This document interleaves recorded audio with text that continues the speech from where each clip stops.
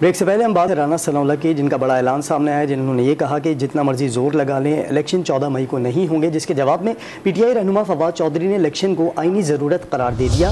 Press conference کے دوران واضح کر دیا کہ سپریم کورٹ کے احکامات پر عمل درآمد ضروری ہے۔ سپریم کورٹ سے مقررہ وقت میں نگراں حکومت کو گھر بھیجنے اور ایڈمنسٹریٹرز کی تعیناتی کا مطالبہ بھی کر دیا۔